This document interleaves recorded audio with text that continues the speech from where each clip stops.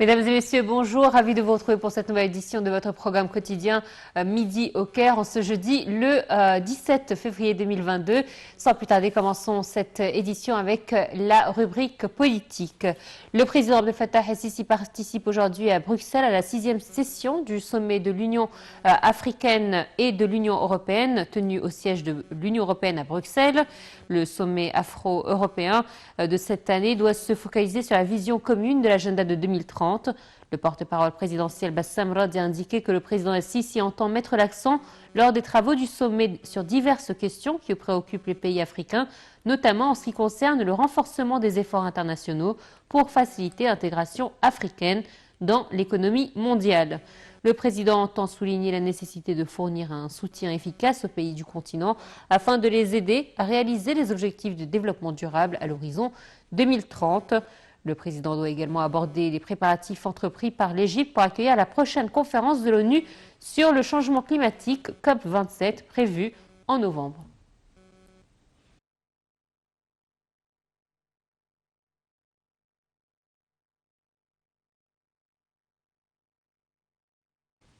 Le président Abdel Fattah el-Sisi a été reçu hier par le roi Philippe de Belgique au Palais Royal à Bruxelles.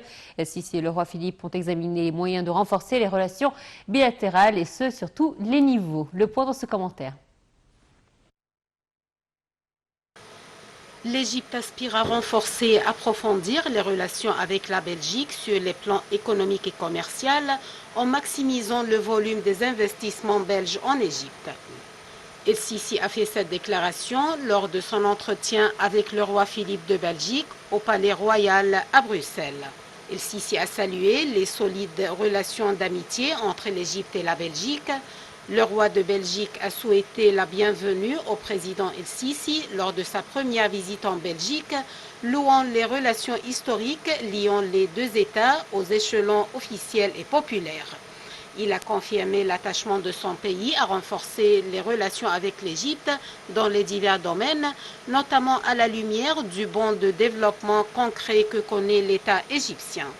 Le roi Philippe a salué le rôle pivot joué par l'Égypte pour instaurer la stabilité au Moyen-Orient et en Afrique, notamment dans le cadre de la lutte contre l'immigration clandestine, le terrorisme et le soutien des solutions pacifiques aux crises dans la région.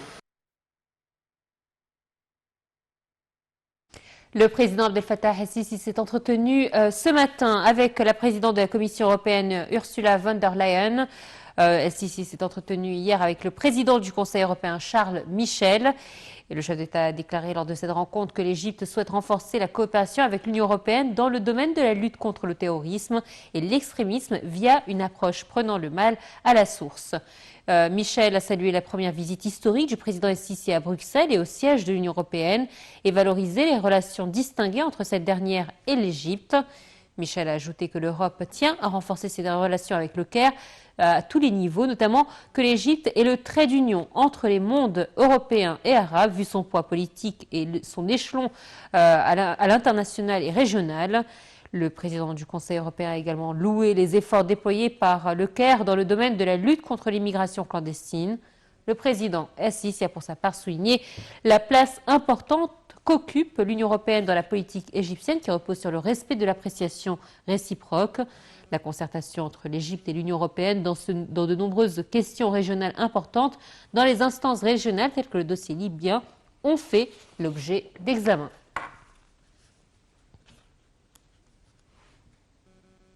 Et en marge de sa visite à Bruxelles, le président Abdel Fattah el-Sisi a reçu hier au siège de sa résidence Jean-Luc Morange, chef exécutif du groupe John Cockerill pour l'industrie de défense. Le chef de l'État a reçu aussi le PDG du groupe belge Jan De Nul.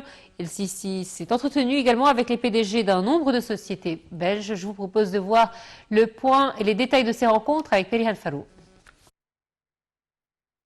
Le président Abdel Fattah el-Sisi a reçu hier au siège de sa résidence à Bruxelles Jean-Luc Morange, chef exécutif du groupe John Cockerill pour l'industrie de défense.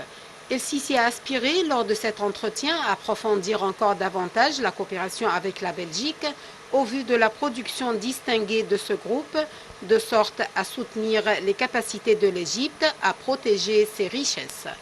Le chef exécutif de ce groupe a de son côté affirmé l'intérêt de son groupe à coopérer avec l'Égypte, notamment au vu de l'importance de son rôle dans le soutien des fondements de la stabilité et de la sécurité au Proche-Orient, dans la Méditerranée orientale et dans le continent africain, en plus du rôle égyptien pionnier et ses efforts louables dans la lutte contre le terrorisme. Le chef de l'État s'est entretenu aussi avec le PDG du groupe belge Jean Denul. L'entretien s'est déroulé en présence d'un nombre de responsables égyptiens et belges. L'entretien a porté sur les perspectives de coopération entre l'Égypte et le groupe belge en matière de projets de développement et de protection des régions côtières égyptiennes, en particulier sur la Méditerranée. El-Sisi a salué le niveau de coopération avec les entreprises belges en général en matière de projets de développement et d'infrastructures, soulignant l'aspiration de l'Égypte à poursuivre cette coopération avec le groupe Jean Denul. Pour sa part, le PDG du groupe a loué les opportunités prometteuses d'investissement en Égypte ainsi que les méga-projets nationaux mis en œuvre dans le pays qui sont devenus une bonne occasion pour accueillir les grandes entreprises étrangères en vue d'investir dans divers domaines de développement. El-Sisi s'est entretenu également avec le PDG d'un nombre de sociétés belges.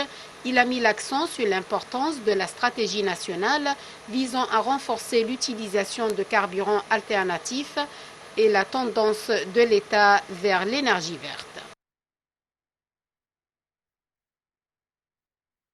Et le chef du gouvernement, Dr Moustapha Madbouli, a déclaré hier que l'économie égyptienne avait réalisé un taux de croissance de 9% durant le premier semestre de l'année fiscale en cours.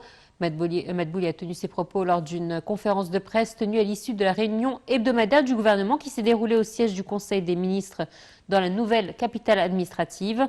Le Premier ministre a indiqué qu'avec la poursuite de cette croissance, l'économie égyptienne pourrait réaliser une croissance de 6% durant toute l'année fiscale.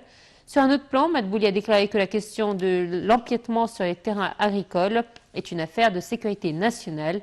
Il a ajouté que le gouvernement fera face avec fermeté à ces empiètements.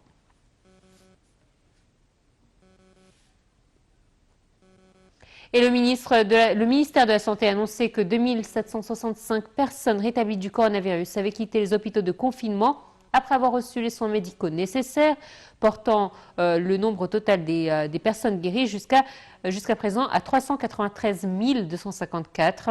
Le porte-parole du ministère de la Santé, Hossem Abdelghafar, a déclaré que 2101 nouvelles personnes ont été enregistrées donc, ou recensées comme étant positifs. Abdelghafar a annoncé aussi le décès de 54 personnes.